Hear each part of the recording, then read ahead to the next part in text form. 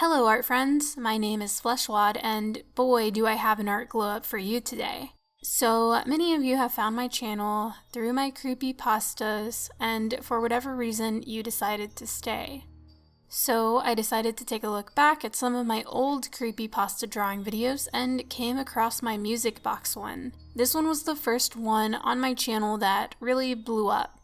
It was the first time that I had put sound effects into the video, which I still try to do to this day because it just adds so much more experience and atmosphere. I was pretty proud of this drawing at the time, and it was also the first long creepypasta I read on my channel, meaning it was longer than 5 minutes.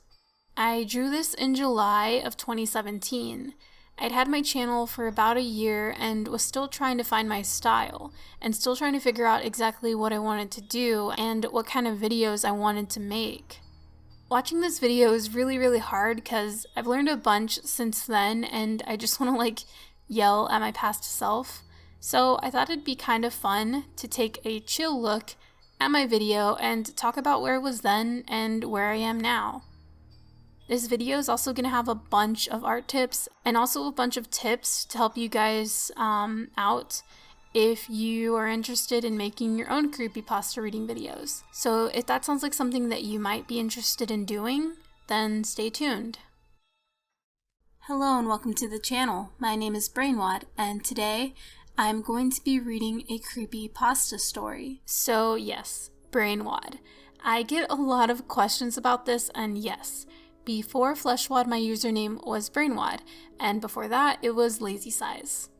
I changed the name from Brainwad to Fleshwad when I decided to become more of a horror channel. I just really liked the word flesh, and I thought that it was a cool, creepy sounding name.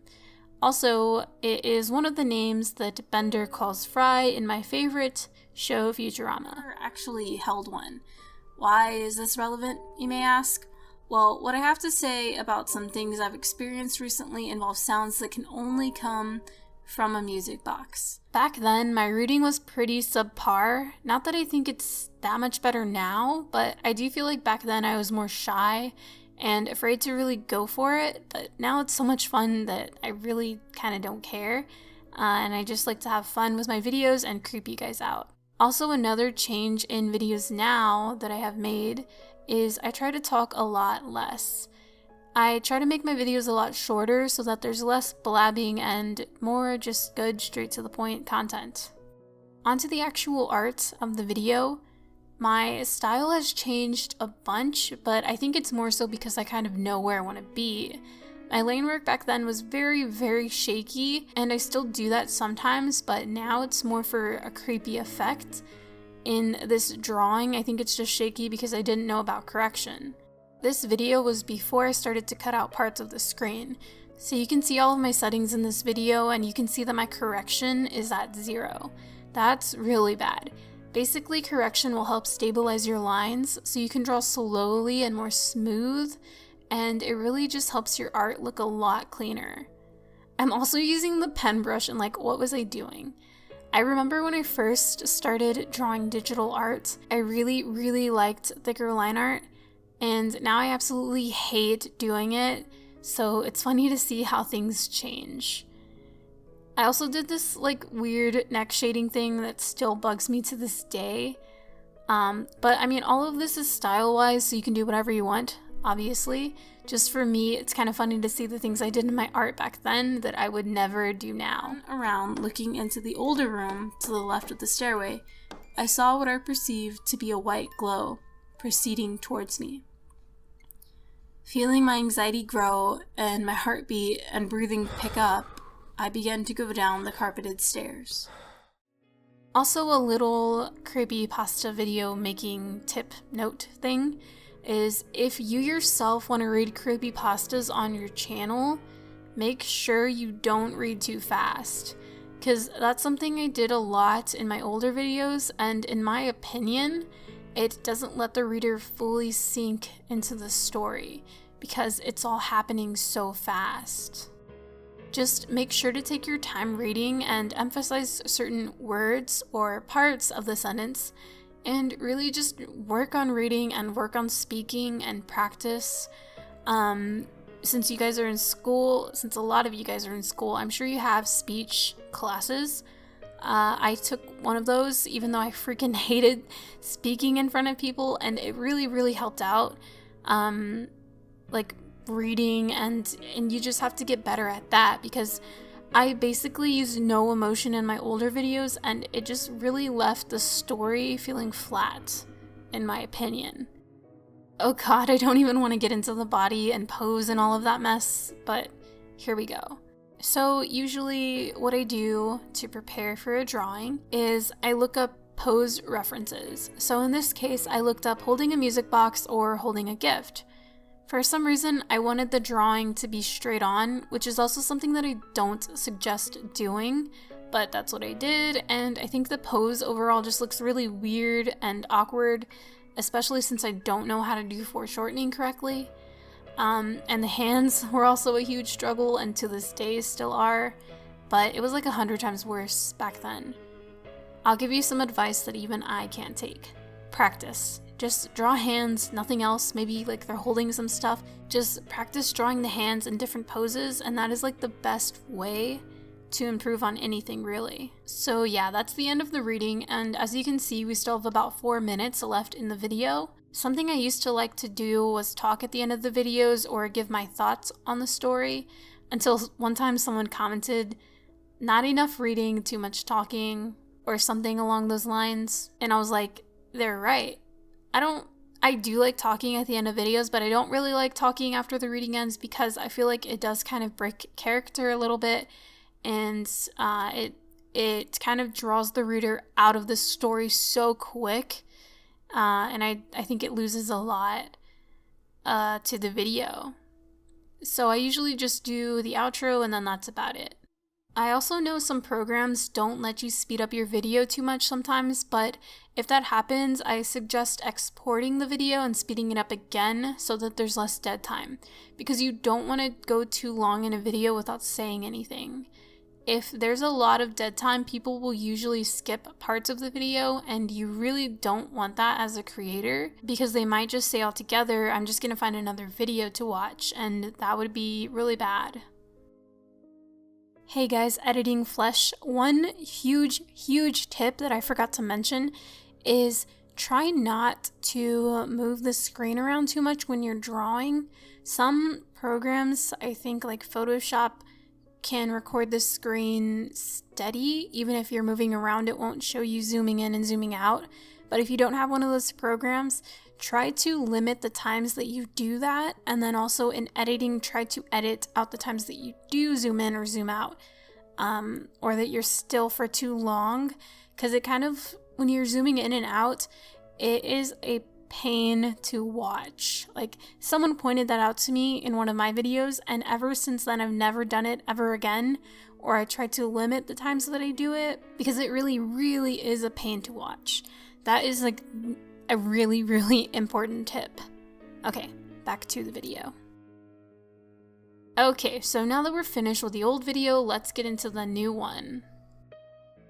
So we have a couple of changes up front. We have my logo as soon as you click on the video, which is something I like to let anyone who maybe has never been to my channel see my icon and my name, so that they can put a face to the video that they are watching. Another big change is that I cropped my screen to where you can only see the drawing. It really helps the viewer focus on the drawing and not really the settings of your computer or the app that you're using. I like this setup for the video a lot more. Also, another question that I really frequently get is, what drawing app do you use, or what do you use to draw? So I use Metabank Paint Pro, which I have said a lot, but I'll just say it again. And I usually do reply to all the comments that ask, because I know that if you're asking, you're really interested, and I really would like to give you an answer. So I use Metabank Paint Pro, and I use the Wacom Intuos tablet. It's a really cheap tablet. It costs about $80. I also bought it 2 years ago when I started drawing, and it still works fine to this day. It doesn't have a screen or anything, but it gets the job done. Setup wise, another thing that I really like to do is put a background color onto the drawing. So in my last video, in my older videos, I would just draw on a transparent layer or even just a white layer, and I find that when people watch that, you're probably watching in the dark because my videos are creepy. It really hurts your eyes to look at. So I just put like a soft gray or a soft pink in the background, and I think that that works a lot better. This isn't really going to be a drawing tutorial, so I'm not going to talk too much about like how to draw. It's more of like letting you guys see my process and then also telling you guys some tips on making your own videos. So yeah. But now you can see I'm starting to do all of the line art.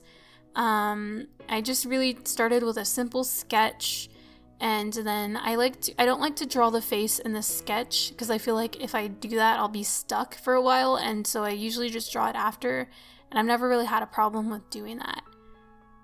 But after I do the line art, I just put in the base colors, and then I do all the shading, and I think that the most improvements I've had in my style is the shading. So I started using the airbrush technique a lot, and I really like it. I think it gives like a really 3D effect. I'm also like a huge fan of gradients, if you couldn't tell. I love them. So when I do the shading and the hair, I do color picking a lot, like I mentioned, and it just gives more like depth to the hair. It looks really, really nice in my opinion. I still do hard shading, but that's just something that me as an artist that I like to do.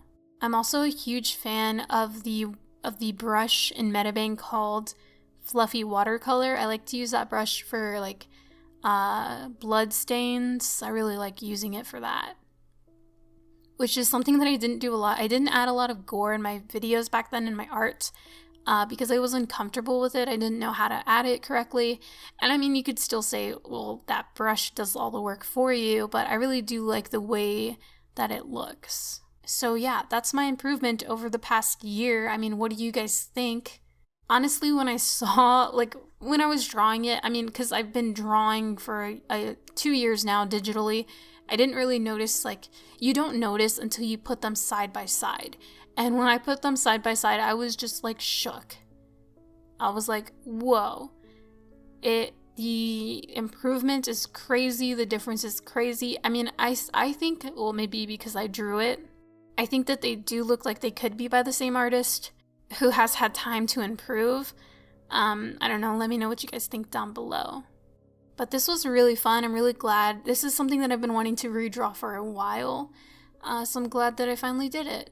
I'm also thinking about doing a how to find your style drawing or something along the lines of that. So let me know down below if you'd be interested. Let me know if there's any art topics that you want me to talk about. Oh, and also, hopefully you watched this long into the video, but I get some comments saying that YouTube doesn't notify you when I upload. So I just want to say, and I'll say this in a couple of videos from now on, but my main upload days are Monday and Friday. I try to upload around noon my time, which is Central Standard Time, I think. YouTube has it as Greenwich Mountain Time, but I don't know what that means. I'm bad at time zones, okay? Yeah, I try to upload it around noon on Mondays and Fridays. Mondays are usually a bigger video, and then Fridays are usually like a chill video like this, where I know maybe not that many people would want to watch it. So yeah, just a heads up. And if you watched this long into the video, a sneak peek for Monday has to do with an urban legend. So stay tuned for that. Thank you guys so much for watching. I hope you enjoyed, and I hope you learned a little bit of tips along the way. Hopefully I helped you out a bit.